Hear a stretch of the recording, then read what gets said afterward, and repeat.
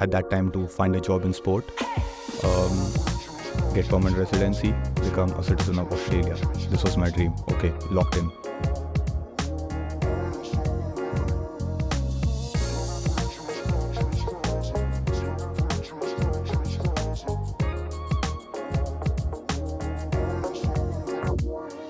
Welcome to IDP Real Talk, where we discuss real stories, real experiences, and what it's really like to be living in Australia. Today I have with me Mohit. Welcome to the podcast, Mohit. Thank you so much for having me, Prachi. No, I'm so happy that you made it all the way from Adelaide. That is incredible. Thank you for being here. All right, before we dive into the main meat of the episode, which is what mindset should a student have when they're here studying in Australia, I want to know about your experience and your journey from India and how you chose Australia as your study destination. I come from Mumbai, and Mumbai is called the city that never sleeps. And I was actually very passionate about sport all my life. My parents have been sports people. My mom actually represented India in the sport of basketball. Amazing. And my dad represented the state of Tamil Nadu for basketball, and that's how they met, and that's how they got married. But they were a bit mindful about me becoming a sports person, which I always wanted to be. I first wanted to be a cricketer, then a basketball player, then a soccer player, and I ended up as a soccer player because soccer is a sport you can play in India irrespective of the climate and weather, and that's how I ended up with soccer. And But then my parents were like, you were really good in school, you were really good in college, why not take science? I ended up taking science. I ended up doing engineering. So I have a bachelor's in computer engineering. I worked for 3 years, and then I saw my peers who were working, who were like 5 or 10 years ahead of me. And I looked at them and I was like, maybe this is the life that I do not want. And I had to like then decide what is the life I want. And I did some research, like a basic desktop search, and I realized that there are courses that give you an opportunity to work and study and work in sport. I was initially thinking about going to the United States of America or Europe because I've been watching a lot of movies, like Hollywood movies, so I thought that USA would be really cool to go to.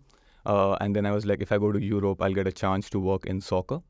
But then I saw that to go to US, you have to give multiple exams. And to go to Europe, you have to learn the language that is specific to that country.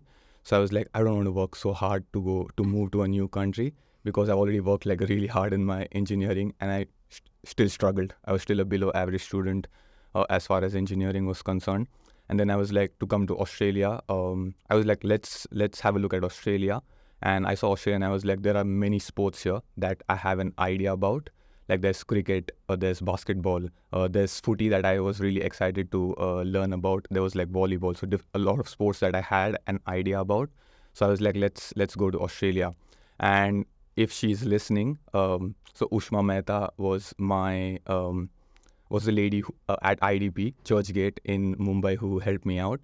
So my mom worked like really close by, and she was like able to work with Ushma and make sure that I have this really smooth process to go to Australia. So they took care of my visa. They recommended like really good health insurances, and they also have this small event where all international students come together, and then you talk to each other and you're like, oh, I'm going to Melbourne, so are you going to Melbourne too? Oh, let's get together and try to find accommodation in Melbourne. And that's how I ended up with meeting two of my best friends in Australia. It was through IDP, and I've literally come to Melbourne. I did meet them yesterday. So thin threads, right? Like you never know what's going to happen, and that is how I landed in Australia. Yeah.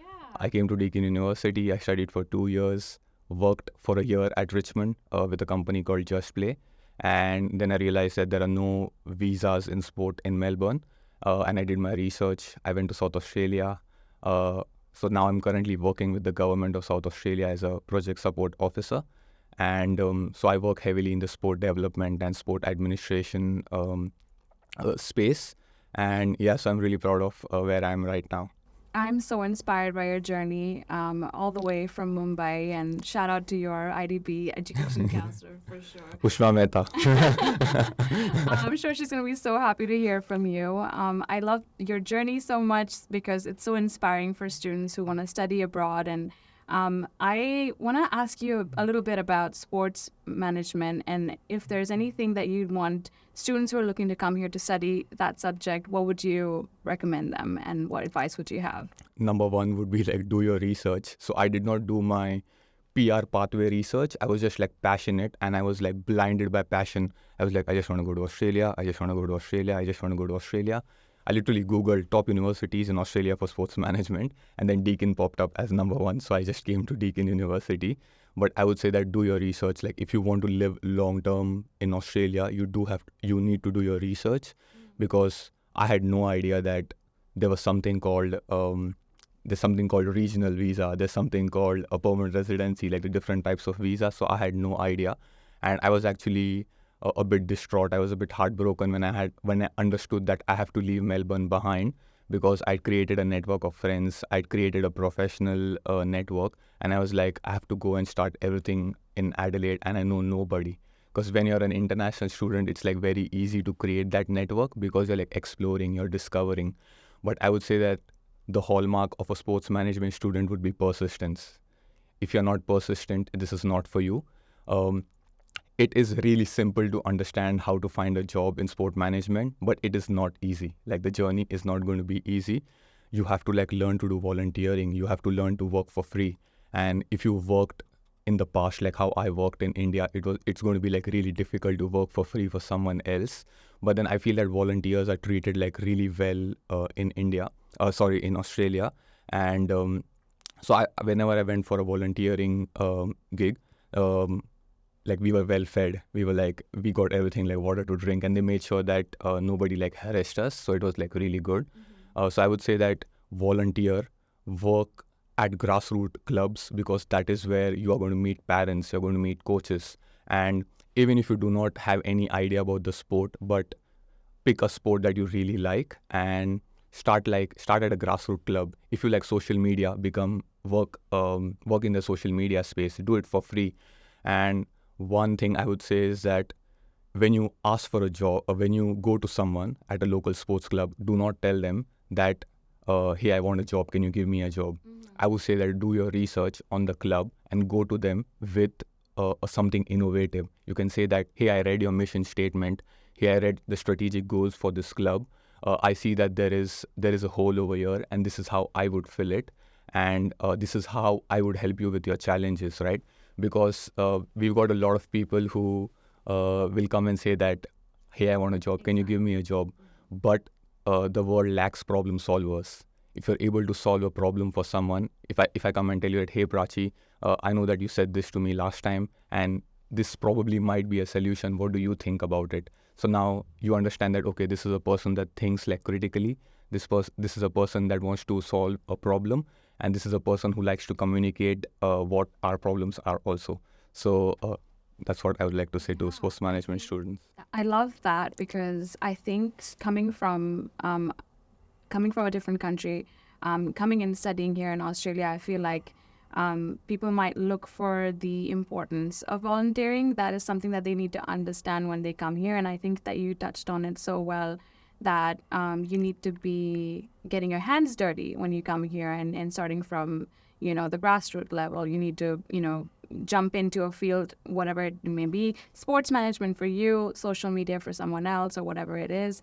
That's the area where you need to start volunteering and get that experience so that you can build your network. It's so important. Also, I want to ask you how your life is now in Adelaide. How's that working out? So when I had a friend who picked me up from Melbourne airport on Friday night, and he was like driving and driving. I was like, why are we not reaching the destination? Because in Adelaide you can go anywhere in 20 minutes. And I've like by-hearted all the places in Adelaide, and I just don't need Google Maps anymore. But then in Melbourne, it's like I'm like, when are we going to reach? And there's no traffic. When are we going to reach? It takes 15 minutes to reach the airport. But I would say that Adelaide is a very close-knit community. So think before you step on people's toes, because it might be that, okay, I'm working with Prachi today, and hey, I don't like you, I'm going to leave this organization, I'm going to another organization. It might be that Prachi becomes a CEO or a director over there because they are very close knit. So every organization knows people from other organizations.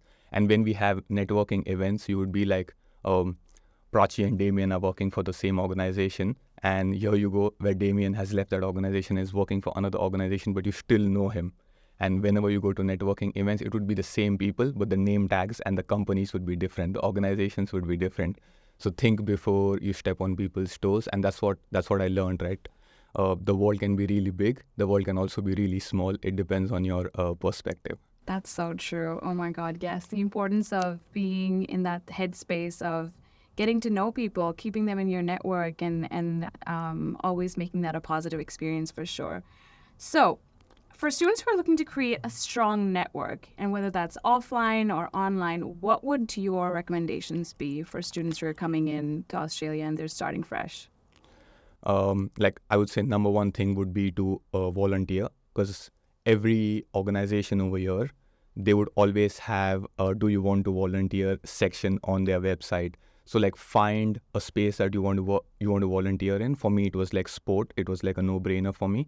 So I just saw that what are the sports events happening in and around where I was living, and I was like, I just checked if they're accepting volunteers, and if they're not accepting, I would send an email, or I would call them and I would tell them that I was really looking forward to volunteering with you, because this is an organization where I want to work with in the future. And so there was this thing where I'm a big Football Club of Barcelona fan. So Football Club of Barcelona had their coaching camps here. I don't remember the suburb. They had it here, Dandenong. They had it in Dandenong. And I was like, I've been a Football Club of Barcelona fan for like such a long time. Let's give this a shot. So I just contacted them on Instagram. They didn't reply. I contacted them on Facebook Messenger. They didn't reply. But they did have this email that I sent to them, and they said that we would be very happy to accept you as a volunteer for this sporting camp. So I went to Dandenong, and I went over there and I saw that I was the only volunteer, because no one else went through that thing. Because that's what happens, right? You get rejected so you send a message on Facebook, you do not get a reply. You're like, oh, I'm done. You send a message on Instagram, you don't get a reply. Then you say, nah, I'm done.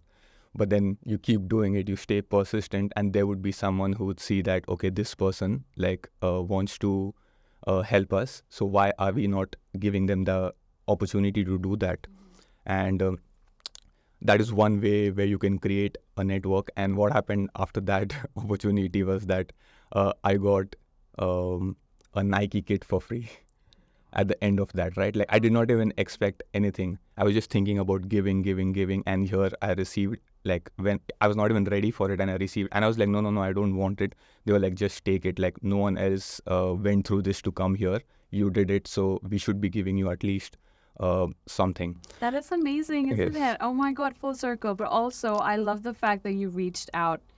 It wasn't, a volunteering ad that you saw somewhere online on whatever platform, but you actually reached out on their website, not just their social media. I think that comes down to all the persistence that you were talking about. I love that. And volunteering, I would say, is so important for students, whether that's at Red Cross or any club that they like and are passionate about, 100%. And you did recently post something about volunteering. Yes. And that was something on, if you're new to a country, don't sit on the couch. Yes. And I wrote that down because I was like, this is such good information for students, because it's easy to be like, okay, I'm here, I'm studying, I've reached out, I've applied online to a few jobs, but it's so easy to kind of give up or be in that headspace of, I'm not getting any callbacks, I'm not getting any replies or responses to my ads. Like, what is going to be the next step for me? So it's very easy to kind of like lose hope. But I really like what you said, and you really did jot this down. You said, number one, connection. Number two, gratitude. Compassion is the third one. Fourth one being self-esteem. And I was like, I'm going to mention this in the episode because this is so helpful for students. Do you want to talk a little bit about this post? 100%. So I just tell people that, when I'm not working, after work, so I say that 9 to 5 is my job time, and 5 to 9 is my chance to help people, is my chance to give back what I've received in abundance. So whatever I say, 90% of what I say is either from books, from my mentor, or from other people's experiences. Because when I talk to people, I was like, I'm going to help them. But I figured out that after talking to more than 120 international students and migrants, I realized that after every conversation, they just left a part of them with me. And I was the person who was actually learning, right? So 90% of whatever I do is someone else's. And 10% would be my own journey, my personal opinions, and whatever I've learned through my experiences. And so whatever I've written over there is actually from two books. It's one from How to Win Friends and Influence People, and number two is the book Influence itself, written by a PhD holder, Dr. Robert Cialdini. So he researched he does research in the space of social psychology, and he's done it for the past 25 to 30 years. So imagine someone who's working in this organization, let's say for example IDP, and they say that, hey Prachi, and they have experience of 20 to 30 years, they come and tell you that I'm ready to mentor you. Like, what do you want to be? And you say that, for example, I want to be the CEO. And they would be like, I'll help you.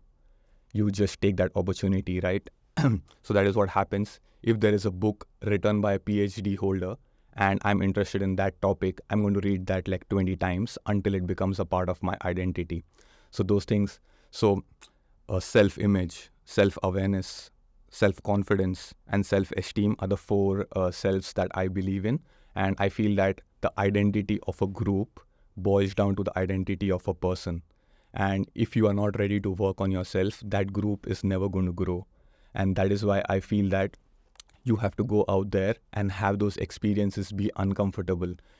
When I tell people now that, hey, I'm an introvert, they would be like, no way. And there are people who visit my home and my wife tells them that, hey, my husband is actually an introvert. They would be like, no way. But then I listened to a TED talk by Susan Cain where she said that, I'm from India, and plus if you're an introvert, it becomes a bit difficult in a country that follows Western philosophy. So Susan Cain mentions in the book that Asians love to live harmoniously in a group, and Western philosophy, or people who are from the Western world, always believe in the individual. That's why when you see an ad created by Apple, it would always be on an individual walking with either the AirPods or the phone. But if you look at probably a Diwali celebration ad in India, any kind of ad in India, it's going to be a group of people or a family, right? So you need to understand both perspectives and figure out what works out for you. But you have to go out and have those experiences to understand that. So this was from the book Influence, and How to Win Friends and Influence People, right? Tell people that, hey, you are important and this is why you're important. Because if I tell you that you're just important, that's flattery. But if I tell you exactly why you're important, for example, I always try to give examples. So if I tell you that, hey Prachi, thank you for giving me this opportunity, you might say welcome, but it also might be a bit of flattery. But if I tell you that, hey Prachi, thank you for giving me this opportunity, this really exposes me to a lot of people and more people can reach out to me for help. So really thank you. So I become specific with that. And once you start doing all of this, you will be able to write down those 4 points like connection, self-esteem, gratitude, because no one is a self-made millionaire, or no one is a self-made person. Everybody is a team-made person or a human-made person. I'm over here sitting here in a position of privilege because there have been at least 40 to 50 people who have played a part in my growth, and I've played a part in their journey for me to reach here. And there have been countless. So I have this, so when I came to Australia, and so through the Football Club of Barcelona camp, I met a coach. And he said that, hey, what are you doing here? So I was like, I actually want to do football coaching, but I have no idea where to go. So he said that, I actually coach for a club called Ashburton United at Ashburton. So he said that if you just leave your contact, we are always looking for coaches. So I was like, okay, here's my contact. So the technical director, he calls me up and he says that, I've heard that you're looking out for an opportunity. So I said that yes. And he then became my mentor. So he was from France and he's worked with some really big football clubs, and he became my mentor. And I saw over there that he had this amazing expertise, authority, power to talk to 60 to 70 children under the age of 8. And they would just sit down, quietly listen to him. Like, for people who don't know how difficult it is, I couldn't handle 3 of them. it was like so difficult because they just go about doing their thing, and you're like, hey, listen, you have to like hold the ball like this, you have to kick the ball like this, and there they would be like, hey, there's a bird over there. What should we do with that bird? And it is like so difficult, right? But he taught me. I learned from him how can you captivate your audience with like storytelling and giving them exactly what they want. Tell them that I'm interested in you, and this is the reason why. So yeah, so that's I'm actually so inspired by that story. That is really something. I feel like you having that open mind and reaching out to people and opportunities, it has really led you from one to another, and it's worked out for you. And I feel like that's the sort of inspiration that students should have from this episode, listening to your story. So much amazing journey there. Honestly, Mohit, this has been so good. I'm going to talk about mindset now, because that's one of the reasons why I was so keen to chat with you, is because, and we've touched on it a bit on this episode, but why would you say mindset is crucial as an international student coming to Australia? So this is like my favorite topic, and this is like the books that I always try to find a book that talks about mindset, because I feel that whatever you are is because of what you're thinking right now. If you want to change the way you live, you have to change the way you think. And if you look at books that really help people, they all have the word think in it. Think and Grow Rich, The Magic of Thinking Big, As a Man Thinketh. And you have to know how to think, because the world is ready to tell you that this is a fact, this is a fact, this is a fact, this is a fact. But you have to decide with your own thinking if this is a fact or an opinion. That is why mindset is like so important. And there is literally a book called Mindset written by a PhD holder, Carol Dweck. So if someone wants to like learn about mindset, that is the book to read. Like, it is like a very simple book, and it talks about everything. It talks about parenting, how you think about yourself, how you think about the team that you're working with, how you think about other people. And one thing that, so the reason that last year I set out on talking to, I told myself that I will talk to at least one person every day, and I will do that after work, because that is one thing that I've always been running away from. I knew that reading is important, listening to informative podcasts is important, associating with like-minded people is important, but I always had this fear of initiating a conversation, and that is how I started messaging people on LinkedIn, because I had that fear. And with LinkedIn, it gives me time to think, right? It gives me time to write a message. It gives me time to read the person's reply. And it gives me time to give my reply again. So that is why I saw that messaging is a good way to do that, to initiate the fear, to initiate making a conversation with someone. And one thing that I've learned after talking to all of these people is that we do not have enough excuses. We just have like 4 or 5 excuses where people just paraphrase those excuses and just give it to us. It's like, hey, I'm busy. Hey, I'm tired. I can't focus. I can't concentrate. Why am I not getting a job? So whenever you look at all of these things, these are all negative sentences, and we just label ourselves with it. I'm busy. What does that mean? I'm tired. I'm stressed. What does that mean? I'm depressed. What does that mean? So that's what I say, that if you identify yourself with a job or a label that you give to yourself, it is going to be very difficult to uncondition that thing. It is like a precondition, right? And let's say, for example, that like parents play a big part in conditioning, right? Like, say for example, someone has really supportive parents that, oh, you can achieve anything, just set your mind, put your mind to it, you can achieve anything. And then think of if there are parents who say that, don't do that, it will never work out for you, don't do that, it will never work out for you. It just sits in your brain the whole time, right? So whenever you try to do something, you would be like, oh, I shouldn't do it, it might not work out for me. But then if you had supportive parents, and then you go out there and you'd be like, oh, I'm scared, but then my parents always said that, do it because it will work out for you. And that is why mindset is so important, right? It is those, Mel Robbins calls it the 5-second rule. So that's what I do. If I look at a person at a networking event, and I would be like, I want to talk to this person, then I would be like, oh, if I talk to this person might not reply to my hi. This person might just look at me and then walk away. So I've started overthinking. I've started creating a scenario in my head that has not yet happened, right? And I always believe like there are 2 types of people who live in the past and they are the people who get depressed, people who live in the future. They are the people who get anxious. So I'm the person who lives in the future. And so I was like 5, 4, 3, 2, 1, and I just walked to that person, because now once you started walking, it's a law, right? A law cannot be, you cannot break a law. Do not identify yourself with something that you just labeled yourself, or do not identify yourself with a job. So let's say, for example, as soon as I walk into my house after work, I tell my wife that, hey, the project support officer is back home. We don't do that, right? We don't do that because it's like so crazy. But in our mind, we associate ourselves with that. So let's say during COVID, I was telling myself that I'm just about to graduate and I'm going to find a great job, and I'm going to be this, I'm going to be that, I'm going to be this, I'm going to be a sport development officer. It's going to be fantastic. And then COVID happened, right?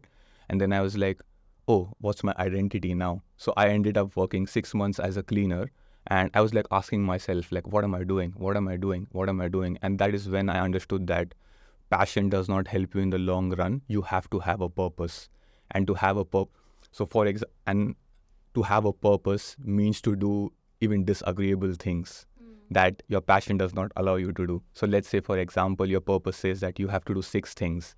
Out of those 6 things, you would say that I'm ready to do these 4 things, but these 2 things are out of my comfort zone, or I'm not passionate about those things. So you will never achieve your purpose. And that's what happened with the cleaning job, right? Like, if I did not take the cleaning job, I would not have been able to put food on the table. I wouldn't have been able to take the next step, which is interview for a job role. I wouldn't have got a job. And 2 months into the cleaning role is when I really got into reading, and I wrote myself a resignation letter, which was like what I would say when I leave this cleaning job. And when when I went for the interview at Just Play, so I told them that I'm just waiting for your response, because I've typed my resignation letter like 3 months ago. And that's why, like, mindset is so important.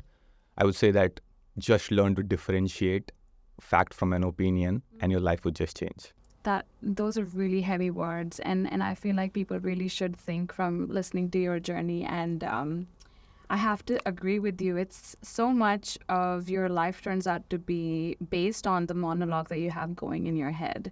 What do you tell yourself when you wake up in the morning? Is it today a day that you can do things, or is it a day that you can't do things? I think there's so much of I'm glad that you mentioned parents, because that plays such a massive part as well. And I know that it has for myself, and I also have examples in my mind about the opposite of that happening, a negative effect of what a parent says. So that's also, it's so evident. And I feel like when you come here, when you're studying here, and you have that support, emotional support, but it's back home, I feel like you can hear yourself more, and like you said, think about what's a fact and what's an opinion. I think that comes into play a lot, because here you are without, anybody's support. You might have that emotional support back home, but you're here on your own journey. And I feel like we should pay attention to what we're saying to ourselves, for sure. So I know you mentioned you started reading recently. How did that help you develop like a clearer sense of self? And it's a broad question, but I want to understand what role that played in your life as an international student. So I would just like to quote Nawal Ravikant here, because he also left India with his parents, and then he lived in the United States of America, and his parents couldn't afford childcare, so they used to tell him that just go live in the library. So until we come to pick you in the night, just stay in the library after school. So he went and lived in a library from the age of 6 or 7, and then he did that for like 10 years. And he said that he read all the books over there. So I was like, this is the person I want to be. And if you listen to him talk on, he came on Joe Rogan's podcast, he came on Tim Ferriss's podcast, Shane Parrish's podcast. So Shane Parrish has a blog called Farnham Street, where he talks about mental models. He says that don't copy people, copy the way they think. And so Nawal Ravikant always says that the biggest problems arise when you're not able to sit in a room with yourself for 20 minutes. And that's why many people are not able to develop a reading habit, is because when you're sitting there, there's nothing. there's just like a silence that you're not able to deal with because you always want noise. You always love to scroll on your phone. You always have the TV in the background. You always have the radio in the background. But now when you have to sit with yourself for 20 or 30 minutes, the idle mind is a devil's workshop, right? So when you're reading, you have to focus, but then your mind takes you to places where you don't want to go. And it is actually during those darkest thoughts that your true self is revealed. What do you do at that moment? Do you give an excuse and say that reading is not for me? Or you try to push past it and try to find a solution? Because you're not the first person that problem has happened to. Actually are, just sit down with a book for like 30 minutes. So initially, even I had a lot of trouble. I actually started reading a digital version of a book because I was like, why should I put $20 for a book? I'm not going to put $20 for a book. So I was like, let me read it on. I just started reading PDFs, and my first book was Start With Why. My second book was Man's Search With Meaning, because when I was working as a cleaner, I understood that this passion thing is not working for me. I need to like find something. So I literally Googled what to do when passion doesn't work for you. And then I was like, I understood that there's a word called purpose. And then as soon as you search for like Google search for purpose, there would be like negative things on the internet, which would say that some people found their purpose in 1 minute, some found it in a year. For some people, it's their whole life and they still don't find their purpose, right?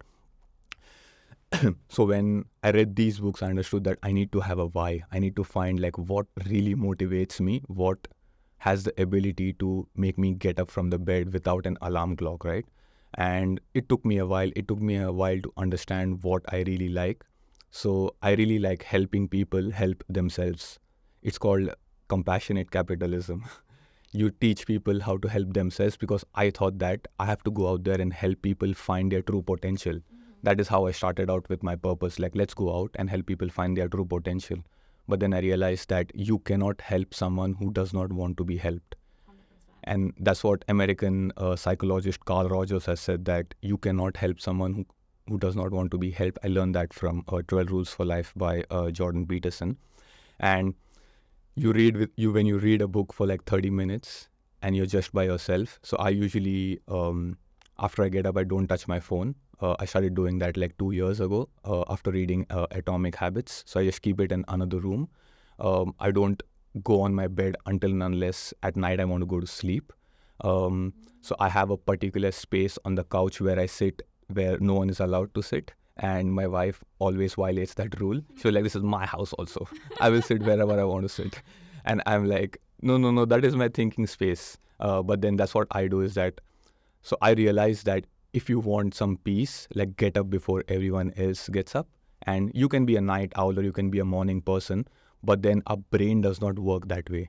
Our brain knows when to switch on and switch off. So when you get up in the morning after a good night's sleep, it is like your phone battery, which is at 100%. Now it's ready to think critically. It's ready to solve problems. It is ready to think logically. That is the time when you give the brain the toughest problems. And that is the time when I actually read, because now your mind is like ready because it's at 100%. And when you're about to retire for the night, that is the time you read fiction.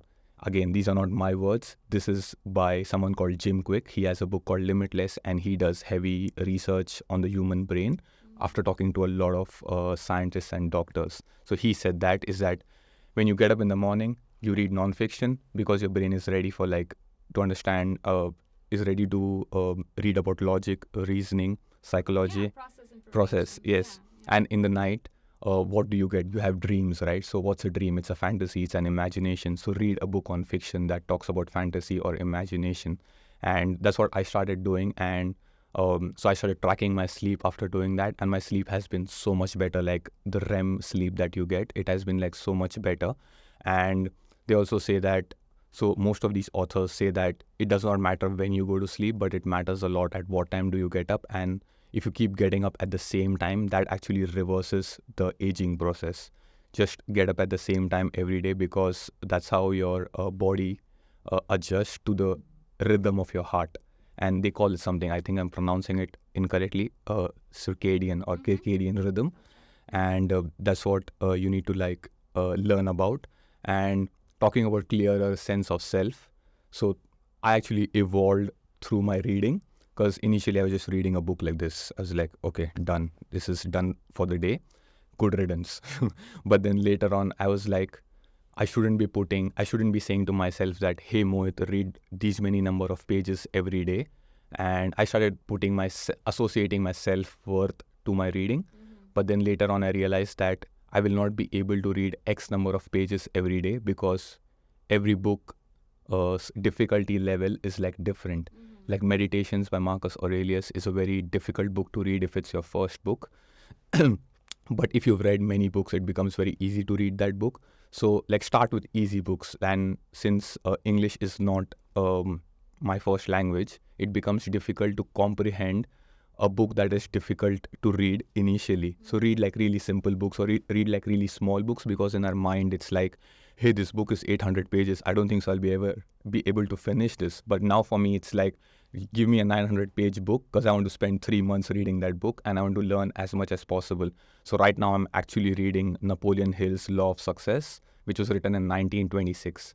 So he interviewed 500 successful people, including Thomas Edison, Dale Carnegie, and many other people who were like really successful and wealthy. So he did that over a period of 25 years, and then he wrote that book. And then people said that this is a useless book. Don't give us this book because it's like too big. It's like 640 pages. And then Napoleon Hill said that, wait a minute. And then he went, and then after 4 years, he came back and he wrote Think and Grow Rich, the most sold non-fiction book in the world.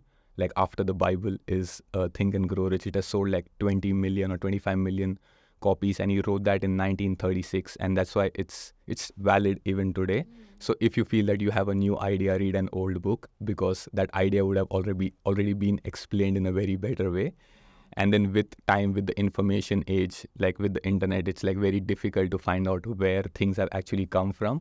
So might as well read a classic book and get all the information from there.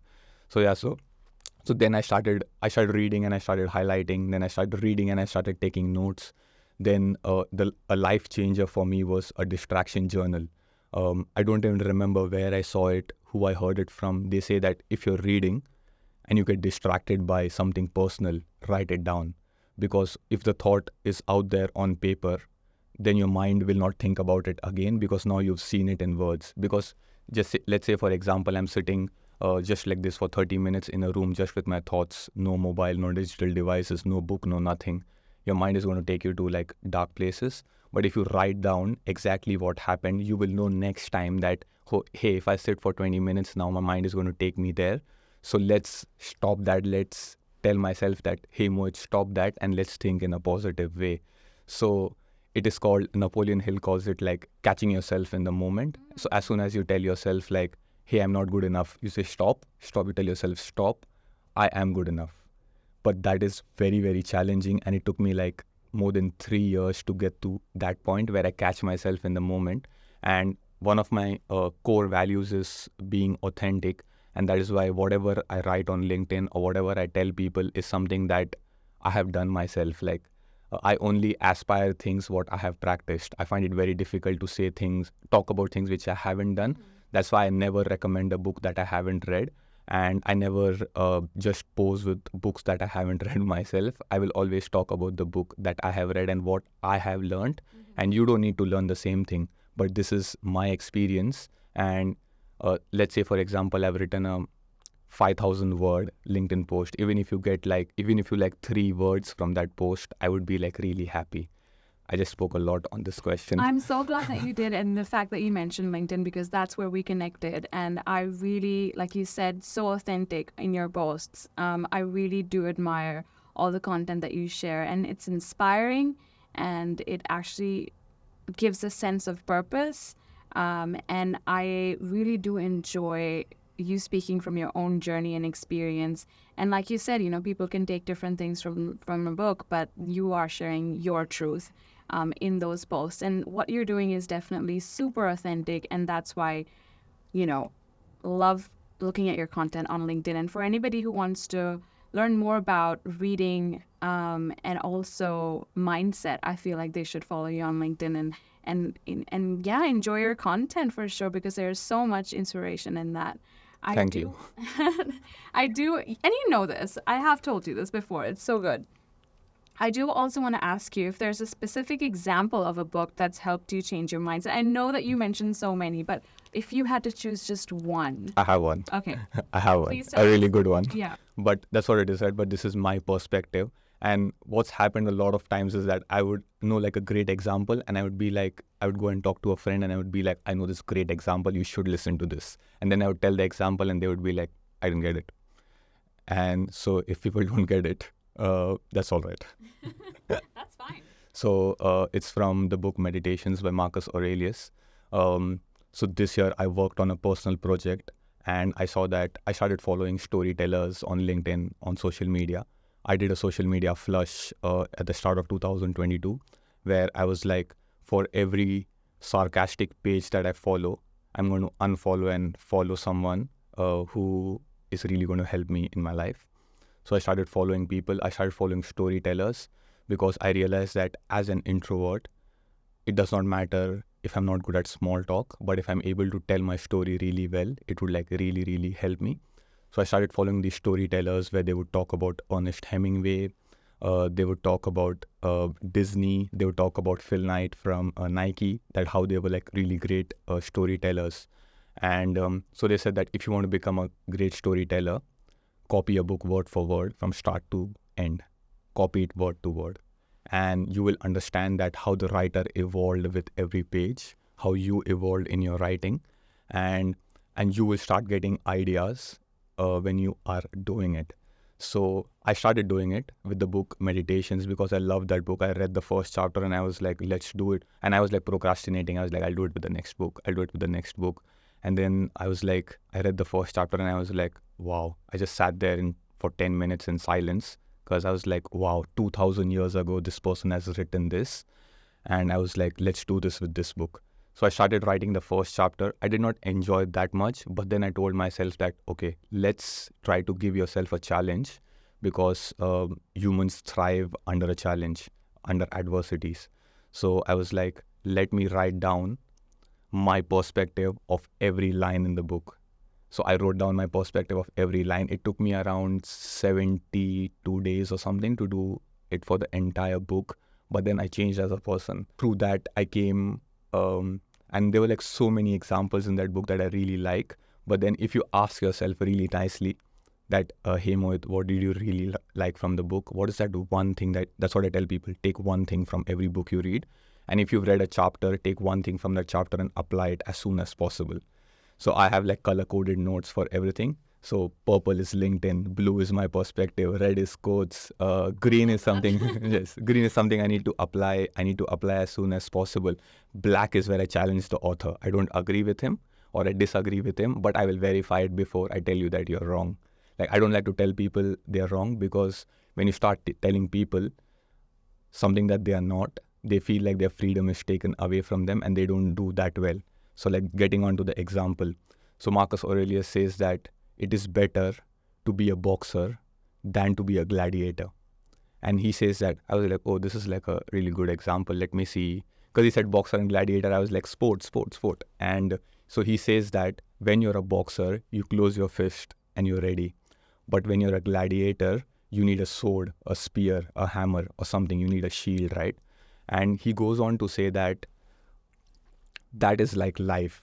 So if you're a gladiator, the sword, so let's say, for example, you're a gladiator right now and I'm a boxer and you say that let's fight right now. So you will have to search for a spear. You will have to search for your sword, but I will just close my fist and I'm ready. So that is how your thinking works. Do not wait for external circumstances to change your life. Change your life with your own thinking. Close your fists. In every situation, you have the ability to close your fist and become a boxer. So it is better to be a boxer than to be a gladiator in any situation. As an international student, you really do have to start from within and not rely on so much on the external and whatever that may be, because you need to be prepared. And yeah, I think that's a really great example. Glad that we talked about that. I also want to talk about what advice you would give to other international students who are looking to change their mindset. So yeah, I'm an international student and I'm new to the country and I've lived at home all my life, and this is the first time I'm stepping out.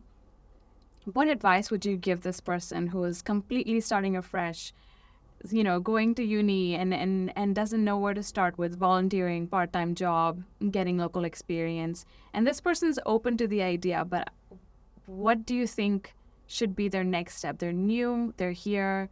What do you think should be their first step into opening their minds to this whole experience? Come with a dream. Come with a dream. Think of yourself. Let's say, for example, I call myself Mohit Incorporation. What's Mohit Incorporation's mission statement? What's his vision? What's his dream? So once you figure that out, okay, what skill sets do I actually need for this dream?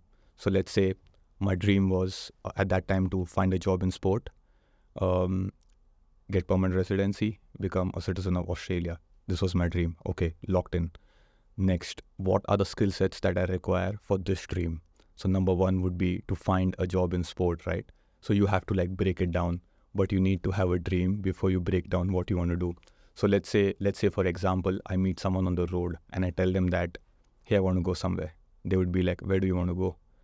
Just somewhere. So if you tell people that I want to go somewhere, they will point you to somewhere. Where you want to go, there would be people who will guide you, who will direct you. So you need to have a dream so that, again, I will go back to Napoleon Hill, because he says that the world makes way for people who know where they are going. So if you're not able to tell people where you're going, they will not be able to make way for you. You would just be standing in that queue of thousands of people who do not know where they are going. So you build a skill set once you know your dream. So once you build the skill set, it's like, okay, I understood that. I spoke to a lot of people who were working in sport. So I spoke to people who are where I want to be. Like in the next 2 to 3 years, where I want to be, I started talking to them on LinkedIn, in real life, face to face. And so they said that you have to like volunteer, try to learn the ins and outs of sport, and it would give you a good idea about the Australian landscape, Australian sporting landscape. Number two would be to work with a local club, a grassroots club. And once you do that, you will meet a lot of people and you will understand that, okay, I'm interested in coaching. I'm not interested in social media. I'm interested in operations. I'm not interested doing the back end stuff. I'm not interested in administration. You will understand those things. Then go for an internship. Now that you know what you figured out, what you really like, try to find an internship or a work experience that will help you develop that skill, sharpen your tool, right? It will help you sharpen your tool. And the last part would be pathway. So Mohit Incorporation, dream, skill set, and my pathway. And if you have this in place, nobody can tell you what you are because you have already defined your self-worth. Okay, if someone comes and tells you that, hey, I got a great job at Woolworths, I'm doing like 25 or 30 hours per week and I'm making X amount of dollars, and here you are volunteering making $0. But if you have a dream, that wouldn't matter to you. And it didn't matter to me because I had spoken to people who were in places where I want to be. I had friends working in ACT with football ACT. I had friends working in Perth with football WA. And then I had friends, and when I say friends, like they were connections on LinkedIn or I met them through someone else. And the reason I was able to move to South Australia is because I had a couple of friends who were working in sport there. So I always think that if you want advice, if you want recommendations, you want opinion, ask it from people who have achieved the things that you want to have, not from people who are going to like bring you down. Yeah. And that is one advice I would give people, is that what is your dream? Find that out. That is so important, coming here with a dream in mind, because it is so easy to get distracted. When you come to a new place, you see new shiny things or something that's completely short-term and not going to serve your purpose. Very easy to get distracted, very easy to lose sight of the aim that you have in life, the reason why you came here in the first place. I love that. So inspiring for students. All right, so now we're like towards the end of the episode. What is the one piece of advice that you would give international students? The one thing that you want them to take away from this episode? Kindness is invincible.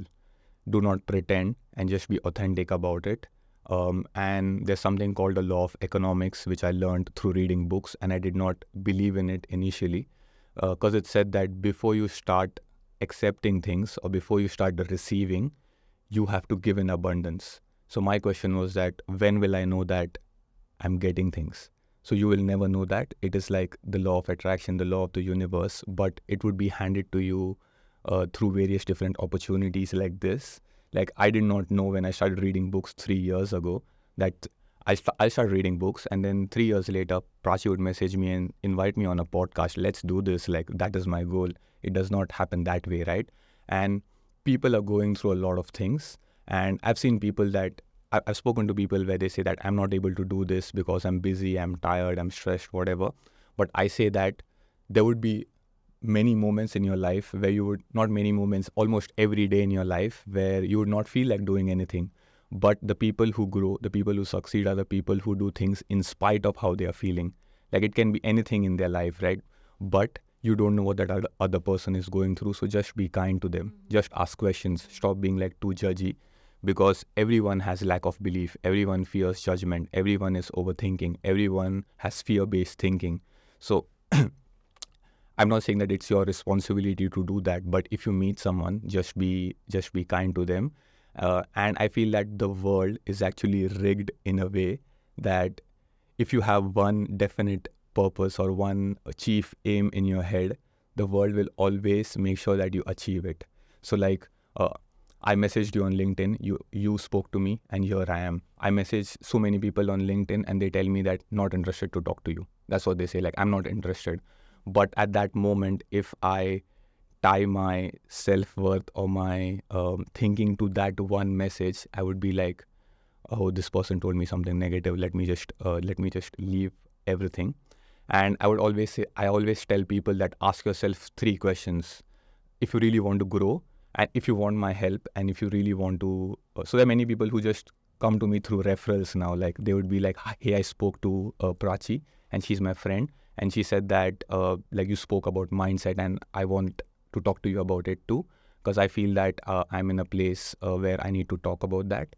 And I just tell them that I'm not a career coach, I'm not a counselor, I'm not a therapist of that sort, but I can listen because I love to listen actually. I just listen to people talk about their journey because I've learned so much. So through that, I understood that asking 3 questions to yourself every day is very important. What are you reading? What are you actually reading? Are you reading newspapers or are you reading like actual books written by successful people? Number 2, what are you listening? What are you actually listening? Are you just listening to the radio where 2 people are being sarcastic for like 24 hours a day? Or are you actually going on Spotify and listening to like great podcasts like Diary of a CEO? Then there's Jay Shetty, there's Jordan Peterson, there's Susan Cain, there's Brené Brown. There are so many. So if you want to do it, you will find a way. If you don't want to do it, you will find an excuse. That's like you cannot help anyone in that. And number 3, the most important, whom are you associating with?